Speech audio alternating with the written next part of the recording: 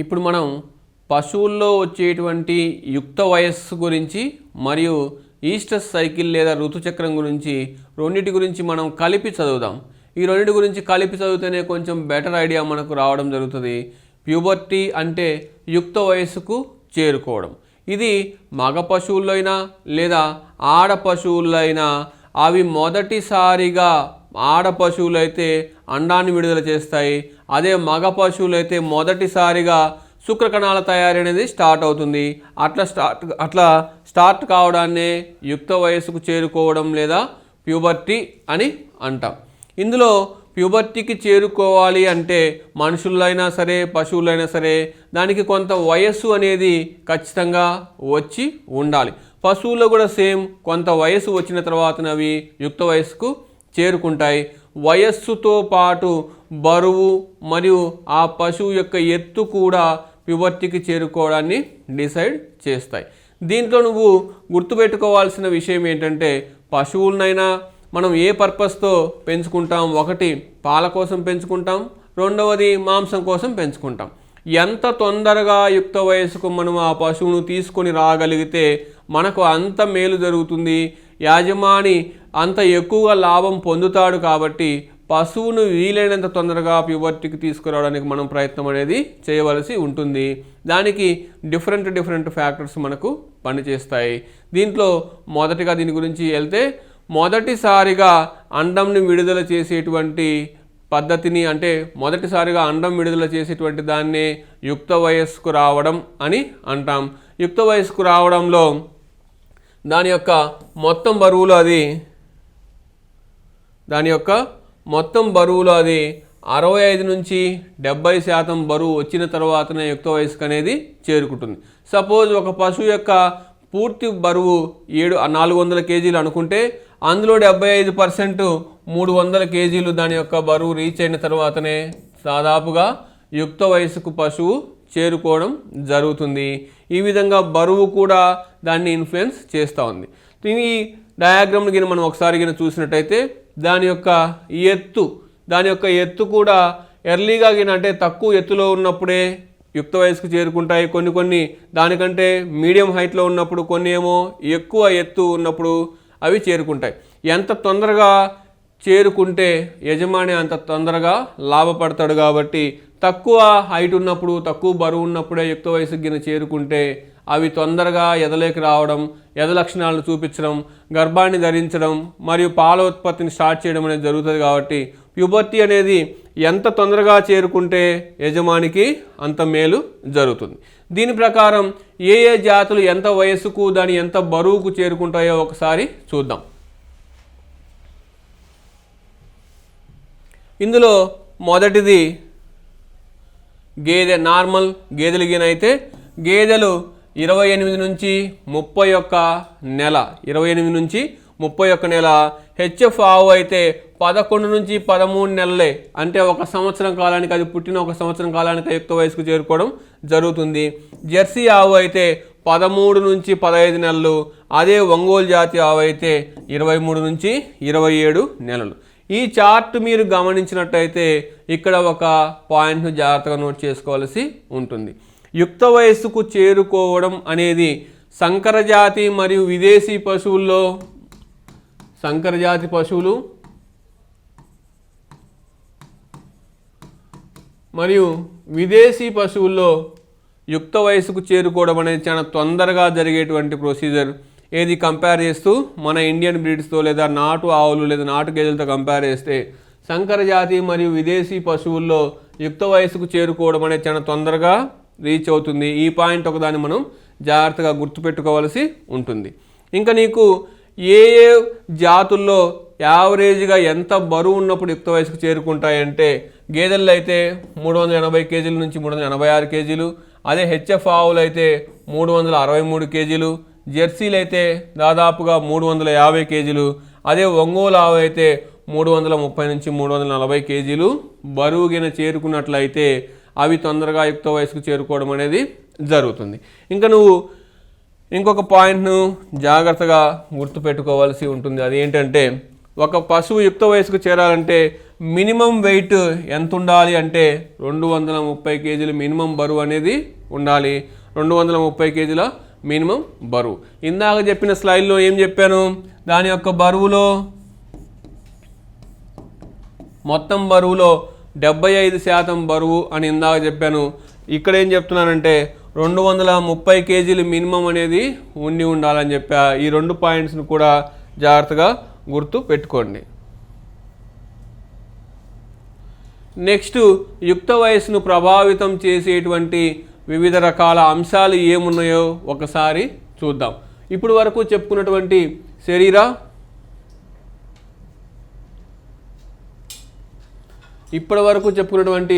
శరీర బరువు ఒకటి, వయస్సు ఒకటి, ఈ రెండింటి గురించి మనం ఆల్రెడీ చెప్పుకున్నాం. ఇంకా నెక్స్ట్ పశువుల యొక్క పోషణ, పశువులకు నువ్వు ఎంత బలవర్ధకమైనటువంటి ఆహారం, ఎంత సమతుల్యమైనటువంటి ఆహారాన్ని ఇస్తావో ఆ పశువు అంత తొందరగా యుక్త వయస్సుకు చేరుకోవడం అనేది జరుగుతుంది. నువ్వు ఇచ్చేటువంటి ఆహారాన్ని బట్టి జరుగుతుంది. బాడీ కంపోజిషన్, శరీరం యొక్క కూర్పును బట్టి కూడా యుక్త వయస్సుకు చేరుకోవడం అనేది, శరీరం యొక్క కూర్పు సరిగ్గా గిన ఉంటే యుక్త వయస్సుకు తొందరగా చేరుకుంటాయి. ఇంకా మెటబాలిక్ రేట్ అంటే జీవక్రియకు సంబంధించిన అంశాలు, అంటే తీసుకున్నటువంటి ఆహారం పూర్తిగా వినియోగంగిన అయితే ఆ పశువులు తొందరగా ఎదలోకి రావడానికి, యుక్త వయసుకు చేరుకోవడానికి ఎక్కువ అవకాశం ఉంటుంది. దానితో పాటు అనువంశికత అంటే దాని యొక్క జన్యువుల యొక్క ప్రభావం ఏ విధంగా ఉంటుంది అంటే కొన్నిటికి పశువులకి దాని యొక్క మదర్కి, దాని యొక్క తల్లి పశువుకి ఎంత వయస్సుకు అది యుక్త వయస్సుకు వచ్చిందో దాదాపుగా దాని యొక్క నెక్స్ట్ జనరేషన్ కూడా దాని మీద ఇన్ఫ్లుయెన్స్ ఉంటుంది. నెక్స్ట్ జనరేషన్ సంబంధించినవి కూడా అంత వయస్సుకే నీకు యుక్త వయస్సుకు చేరుకోవడం అనేది మనం సాధారణంగా గమనిస్తూ ఉంటాం. ఈ విధంగా దాని యొక్క అనువంశికత కూడా దీన్ని ఇన్ఫ్లుయెన్స్ చేస్తుంది. వీటన్నిటితో పాటు మగ పశువులతో పాటు కలిపి ఉంచినటువంటి ఆడ పశువులు తొందరగా యుక్త వయస్సుకు చేరుకుంటాయి.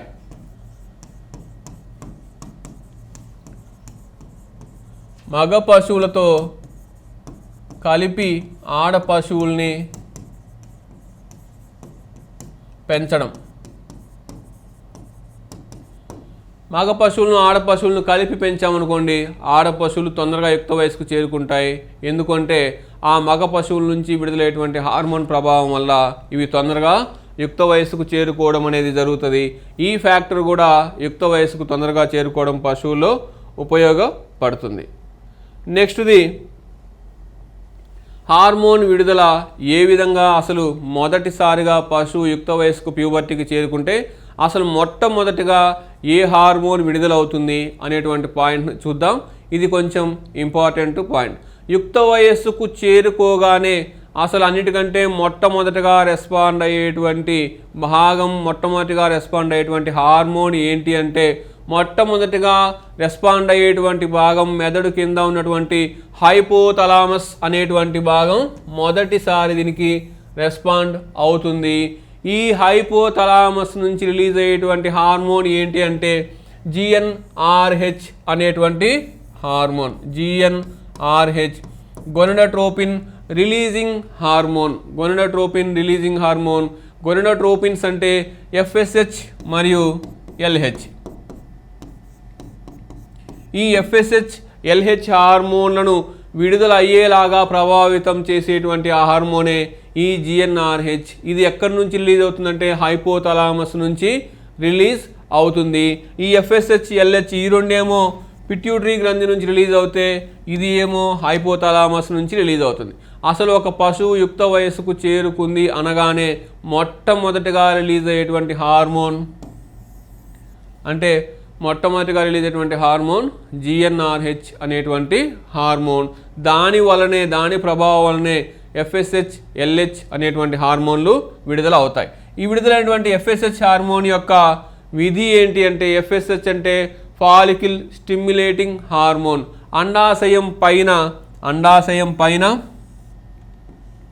చాలా ఫాలికిల్స్ ఉంటాయి. ఆ ఫాలికిల్స్లో ప్రతి 21 రోజు ఒక ఫాలికిల్ పెరుగుతుంది. అంటే 21 రోజు అంటే దాని యొక్క ఋతుచక్రం 21 రోజు ఆవులలో గేదెలలో 21 రోజు ఉంటుంది. 21 రోజుకు ప్రతిసారి ఋతుచక్రం రావాలి అంటే అండాశయం పైన ఏదో ఒక ఫాలికిల్, అది కుడివైపు అండాశయం కానీ ఎడమవైపు అండాశయం కానీ ఏదో ఒక ఫాలికిల్ పెరిగి పెద్దది అవ్వాలి. ఆ పెరిగి పెద్దది అవ్వడానికి కారణమయ్యేటువంటి హార్మోన్ ఈ FSH అనేటువంటి హార్మోన్. ఇట్లా బాగా పెరిగి పెద్దదైనటువంటి ఫాలికిల్ పగిలిపోయి దాని నుంచి అండం లేదా ఓవం రిలీజ్ కావడానికి కారణమయ్యేటువంటి హార్మోన్ ఈ ల్యూటినైజింగ్ హార్మోన్. ఈ ల్యూటినైజింగ్ హార్మోన్, ఈ రెండు హార్మోన్లు పశువు ఎదకు రావడానికి, అంటే పశువు ఎద లక్షణాలు చూపించడానికేమో ఈ ఫాలికిల్ స్టిమ్యులేటింగ్ హార్మోన్ వల్ల డెవలప్ అయినటువంటి గ్రాఫియన్ ఫాలికిల్ నుంచి విడుదలయ్యేటువంటి ఈస్ట్రోజన్ అనేటువంటి హార్మోన్ వలన పశువు ఎద లక్షణాలని చూపిస్తే, ఈ ల్యూటినైజింగ్ హార్మోన్ వలన ఇది ఏర్పడేటువంటి ప్రొజెస్టిరాన్ అనేటువంటి హార్మోన్ ఆ పశువుగిన గర్భం దాలిస్తే ఆ దాన్ని సురక్షితంగా ఉంచేటువంటి అవకాశం ఉండేటువంటి హార్మోనే ఈ ప్రొజెస్టిరాన్ అనేటువంటి హార్మోన్. ఈ హార్మోన్స్ గురించి అంతా కూడా అంత సులభంగా ఒక కన్క్లూజన్ రాదు. నెక్స్ట్ దీంట్లోనే మొత్తం హార్మోన్స్ గురించి ఒక ఓన్లీ హార్మోన్స్ గురించి మాత్రమే ఒక సపరేట్ చాప్టర్ లాగా తయారు చేసి మీకు ఆన్లైన్లో ఇవ్వడం జరుగుతుంది. అప్పుడు ఒకసారి మొత్తం హార్మోన్స్ ఒకే చోట కింద మనం చెప్పుకున్నట్టయితే దాని మీద కొంచెం బెటర్ ఐడియా వస్తుంది.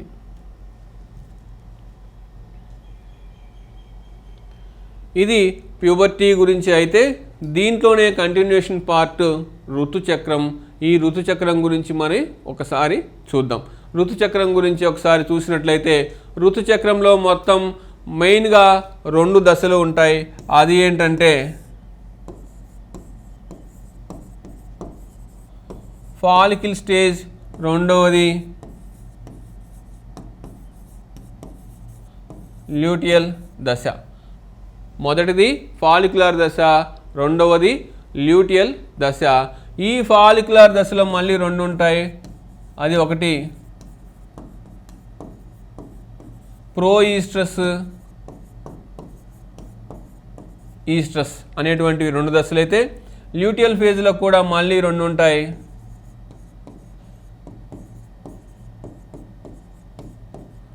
అది మెటా ఈస్ట్రస్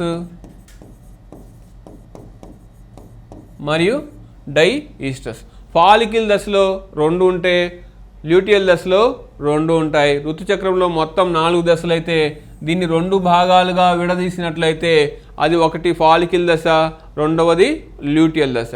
మొదటిగా ఫాలికిల్ దశలో భాగాలైనటువంటి ప్రో ఈస్ట్రస్ గురించి మరియు ఈస్ట్రస్ గురించి ఒకసారి డీటెయిల్గా చూద్దాం. ప్రో ఈస్ట్రస్ మొత్తాన్ని ఈ విధంగా 4 రకాలుగా విడదీస్తే ఈ 2 ఏమో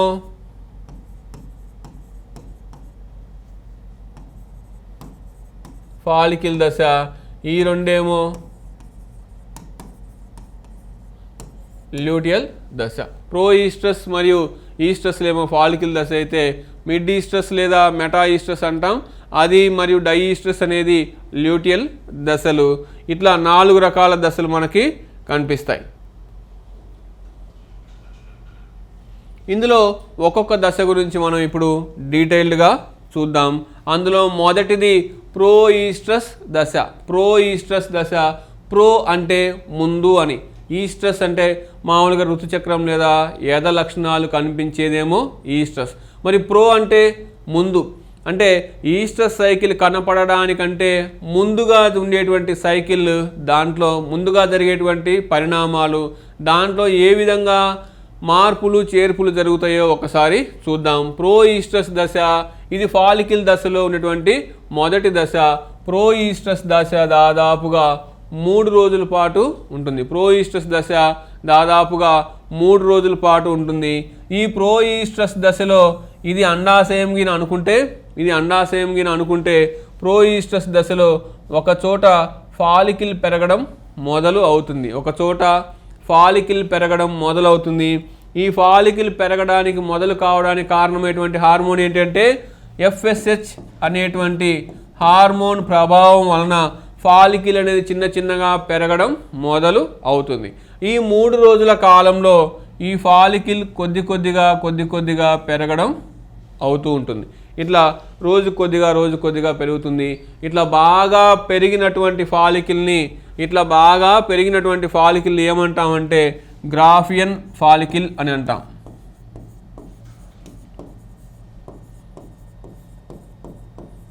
బాగా పెరిగినటువంటి ఫాలికిల్ని గ్రాఫియన్ ఫాలికిల్ అని అంటాం. ఇక్కడ మీరు ఈ డయాగ్రామ్లో కింద చూసినట్టయితే ఇది ముందున్నటువంటి చిన్న సైజ్ ఫాలికిల్ అయితే ఇది బాగా పెరిగినటువంటి ఫాలికిల్, దీన్నే గ్రాఫియన్ ఫాలికిల్ అని అంటాం. ఈ గ్రాఫియన్ ఫాలికిల్ ఈ ప్రోఈస్ట్రస్ దశలో ఏర్పడుతుంది. ఈ గ్రాఫియన్ ఫాలికిల్ ఏర్పడుతున్నప్పుడే యథ లక్షణాలకు సంబంధించినవి కొద్దిగా పశువులో కనపడడం మొదలవుతుంది. అందులో టోనిసిటీ కలిగి ఉండడం కొంచెంగా స్టార్ట్ అవుతుంది. అలాగే సర్వైకల్ ఓపెనింగ్ అనేది కొద్దిగా నీకు స్టార్ట్ అవ్వడం జరుగుతుంది. యథ లక్షణాల్లో భాగమైనటువంటి బాహ్య జననేంద్రియాల దగ్గర ఎరుపు రంగులో కనిపించడం, ఈ డయాగ్రామ్ను చూస్తే ఎరుపు రంగులో కనిపించడం అనేది కూడా పూర్తి స్థాయిలో కాకుండా అప్పుడప్పుడే స్టార్ట్ అవుతూ ఉంటాయి.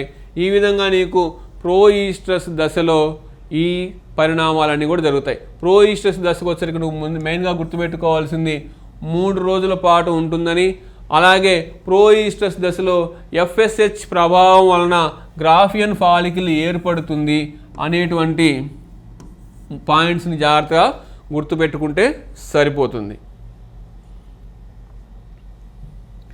నెక్స్ట్ది ఈస్ట్రస్ దశ. ఈస్ట్రస్ దశ అనేది మోస్ట్ ఇంపార్టెంట్. ఈస్ట్రస్ దశలో ఏమేం పరిణామాలు జరుగుతాయో ఒకసారి చూద్దాం. ఈస్ట్రస్ దశలో ఈస్ట్రోజన్ హార్మోన్ విడుదల అవుతుంది. ఇందాక చెప్పినట్లుగా అండాశయం పైన బాగా పెరిగినటువంటి గ్రాఫియన్ ఫాలికిల్ ప్రోఈస్ట్రస్ దశలో మీకు చెప్పాను కదా, ఆ గ్రాఫియన్ ఫాలికిల్ నుంచి ఈ ఈస్ట్రోజన్ అనేటువంటి హార్మోన్ విడుదల అవుతుంది. బాగా పెరిగినటువంటి గ్రాఫియన్ ఫాలికిల్ నుంచి ఈస్ట్రోజన్ అనేటువంటి హార్మోన్ విడుదల అవుతుంది. ఇక్కడ ఇంకొక వ్యాలిడ్ పాయింట్ గుర్తుపెట్టుకోండి, ఈ ఈస్ట్రోజన్ హార్మోన్ ప్రభావం వలన మాత్రమే పశువులో యథ లక్షణాలు అనేది కనిపిస్తుంది. ఈస్ట్రోజన్ హార్మోన్ యొక్క ప్రభావం వల్ల మాత్రమే పశువులో యథ లక్షణాలు అనేది కనిపిస్తుంది.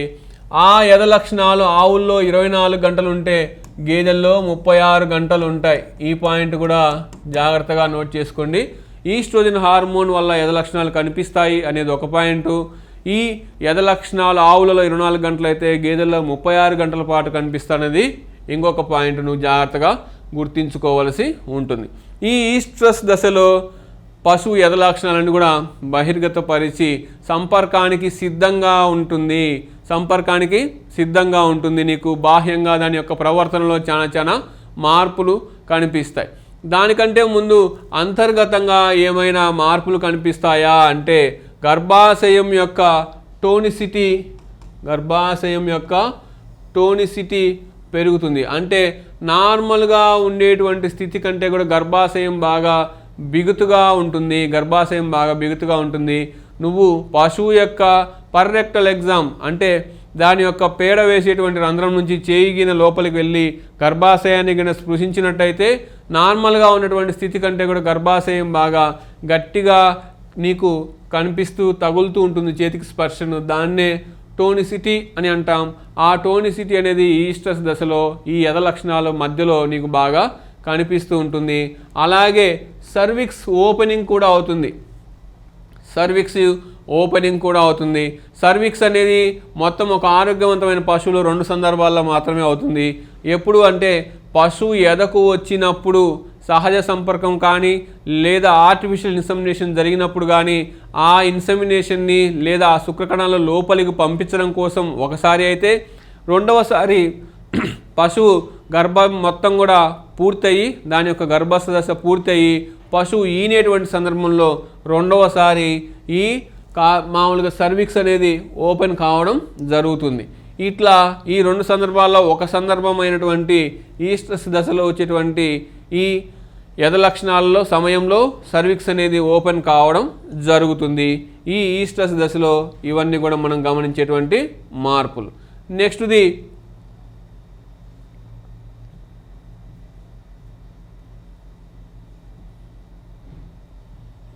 నెక్స్ట్ది ప్రో ఈస్ట్రస్, ఈస్ట్రస్ తర్వాత మెటా ఈస్ట్రస్ లేదా మిడ్ ఈస్ట్రస్. ఇక్కడ ముందుగా చెప్పినటువంటి రెండేమో ఫాలిక్యులర్ స్టేజ్ అయితే ఇప్పుడు చెప్పబోయేదేమో ల్యూటినైజింగ్ స్టేజ్ స్టార్ట్ అవుతుంది. ల్యూటినైజింగ్ స్టేజ్ ఇది 3 నుంచి 4 రోజుల పాటు ఉంటుంది. 3 నుంచి 4 రోజుల పాటు ఉంటుంది. ఇక్కడ నువ్వు బాగా గుర్తుపెట్టుకోవాల్సిన అంశం ఏంటంటే ఈ మిడ్ ఈస్ట్రస్ లేదా మెటా ఈస్ట్రస్ దశలో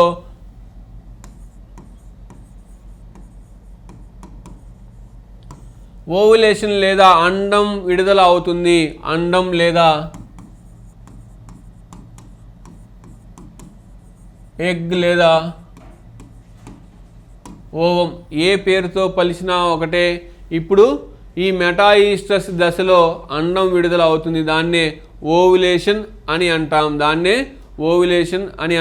ఈ ల్యూటినైజింగ్ హార్మోన్ ప్రభావం వలన బాగా పెరిగినటువంటి గ్రాఫియన్ ఫాలికల్ పగిలిపోతుంది. ఏ హార్మోన్ ప్రభావం వలన? LH ప్రభావం వలన. ల్యూటినైజింగ్ హార్మోన్ ప్రభావం వలన బాగా పెరిగినటువంటి గ్రాఫియన్ ఫాలికల్ పగిలిపోయి దాని నుంచి అండం విడుదల అవుతుంది. ఆ అండంని ఎగ్ అంటాం, ఓవం అని అంటాం. ఇది ఏ దశలో జరుగుతుంది అంటే మెటా ఈస్ట్రస్ దశ లేదా మిడ్ ఈస్ట్రస్ దశలో జరుగుతుంది. ఇది చాలా ఇంపార్టెంట్ పాయింట్. జనరల్గా అయితే ఇది ఎప్పుడైతే ఎద లక్షణాలు వస్తుందో అప్పుడే అండం కూడా విడుదల అవుతుంది అని అనుకుంటాం, అట్లా భ్రమపడతాం. కానీ అది కరెక్ట్ కాదు. ఇట్లా మిడ్ ఈస్ట్రస్ లేదా మెటా ఈస్ట్రస్ దశలో మాత్రమే నీకు అండం విడుదల అవుతుంది అనేటువంటి పాయింట్ను నువ్వు జాగ్రత్తగా గుర్తుపెట్టుకోవాల్సి ఉంటుంది. ఇట్లా రిలీజ్ అయినటువంటి అండం గిన నీకు శుక్రకణంతో కలిస్తే అప్పుడు జైగోట్ లేదా పిండంలోని మొదటి 2 కణాల యొక్క కదలిక ఈ జైగోట్ ఏర్పడి గర్భం దాలుస్తుంది. ఇది గర్భం దాలిస్తే నెక్స్ట్ నుంచి ఒకలాగా, గర్భం దాల్చకపోతే నెక్స్ట్ దశలో ఇంకొకలాగా నీకు ఈస్ట్రస్ సైకిల్ అనేది మారుతుంది. దాని గురించి నెక్స్ట్ దశలో చూద్దాం.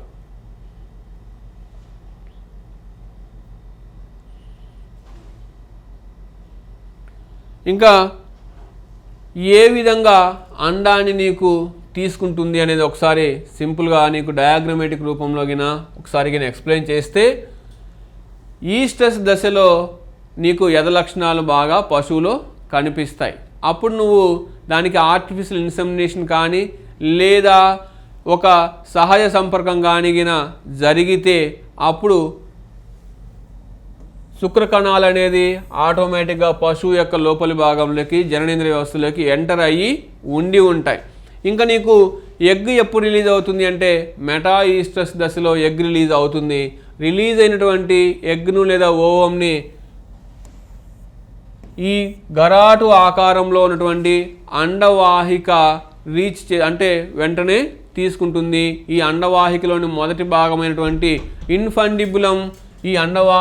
మొదటి భాగమైనటువంటి ఇన్ఫండిబులం తీసుకుంటుంది. అట్లా తీసుకొని ఇక్కడ గర్భాశయం చివరి నుంచి ఎంటర్ అయినటువంటి శుక్రకణాలు, గర్భాశయం నుంచి ఇటు చివరి నుంచి విడుదలైనటువంటి శుక్రకణాలు ఇటు నుంచి ప్రయాణం చేస్తే ఇటు నుంచి అండం ప్రయాణం చేసి రెండూ కలిసి ఫలదీకరణం ఎక్కడ జరుగుతుంది అంటే ఈ ప్రాంతంలో నీకు ఫలదీకరణం అనేది జరుగుతుంది.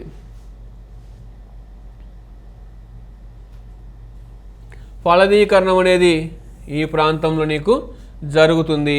ఈ ప్రాంతాన్ని ఏమంటామంటే అండవాహిక యొక్క మొదటి భాగాన్నేమో ఇన్ఫండిబులం అంటాం, రెండో భాగాన్నేమో యాంపుల్లా అంటాం, మూడవ భాగాన్నేమో ఇస్తమస్ అని అంటాం. ఇది యాంపుల్లా ఇస్తమస్కు మధ్యలో భాగం. దీన్నే యాంపుల్లా ఇస్తమస్ జంక్షన్ అని అంటాం. ఫెర్టిలైజేషన్ లేదా ఫలదీకరణం ఈ ప్రాంతంలో జరుగుతుంది. ఫెర్టిలైజేషన్ లేదా ఫలదీకరణం ఎక్కడ జరుగుతుందని చాలాసార్లు మనల్ని క్వశ్చన్ అడిగేటువంటి అవకాశం ఉంది. ఫెర్టిలైజేషన్ ఎక్కడ జరిగింది? యాంపుల్లాకు మరియు ఇస్తమస్కు మధ్య భాగమైనటువంటి యాంపుల్లా ఇస్తమస్ జంక్షన్ దగ్గర ఫలదీకరణం అనేది జరుగుతుంది. ఇది ఫలదీకరణం జరగడం అనేటువంటి ప్రొసీజర్. ఫలదీకరణం జరిగితే ఒకలాగా, ఫలదీకరణం జరగకపోతే ఒకలాగా నెక్స్ట్ దశ ఉండబోతుంది. దాని గురించి మళ్ళీ ఒకసారి చూద్దాం.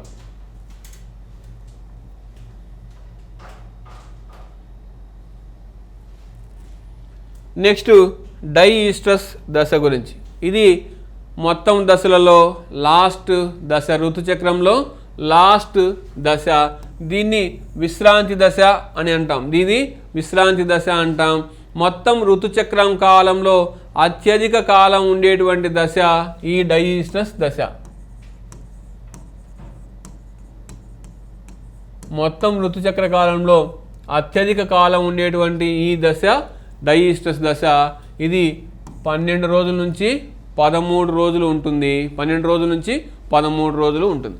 ఈ డైఈస్ట్రస్ దశ గురించి ఒకసారి నేను చెప్పుకున్నట్టయితే, ఒకసారి అండాశయం నుంచి అండం విడుదలైంది అనుకుందాం. అండాశయం నుంచి అండం విడుదలైంది. ఈ విడుదలైనటువంటి అండం శుక్రకణంతో కలిస్తే ఫలదీకరణం జరిగిందనుకోండి, అది 9 నెలల పాటు గర్భం పూర్తిగా ఉండిపోతుంది. అట్లా పూర్తిగా గర్భం ఉండిపోవడానికి కారణం ఏంటి అంటే, కార్పస్ ల్యూటియం నుంచి విడుదలైనటువంటి ప్రొజెస్టరాన్ అనేటువంటి హార్మోన్ ఈ గర్భాన్ని సురక్షితంగా ఉంచుతుంది. ఒకవేళ గర్భం ఏర్పడలేదు అనుకుందాం. ఒకవేళ గర్భం ఏర్పడలేదు అనుకుంటే 21 రోజులకి ఇంకొక ఋతుచక్రం అనేది మళ్ళీ కనిపించాల్సి ఉంటుంది. ఆ పశువులో 21 రోజులకు మళ్ళీ ఒక ఋతుచక్రం అనేది స్టార్ట్ కావాల్సి ఉంటుంది. ఇట్లా ఋతుచక్రం స్టార్ట్ కావాలి అంటే ఇక్కడైతే గ్రాఫియన్ ఫాలికిల్ పగిలిపోయి కార్పస్ ల్యూటియం ఏర్పడిందో, ఆ కార్పస్ ల్యూటియం అనేది పూర్తిగా విచ్ఛిన్నమైపోతేనే ఇంకొక ఋతుచక్రం సైకిల్ అనేది స్టార్ట్ అవుతుంది. అట్లా ఈ కార్పస్ ల్యూటియం పశువుకిన గర్భం దాల్చకపోతే అక్కడ PGF2 ఆల్ఫా అనేటువంటి హార్మోన్, PGF2 ఆల్ఫా అనేటువంటి హార్మోన్ లేదా దీన్నే ప్రోస్టాగ్లాండిన్స్ అని అంటాం.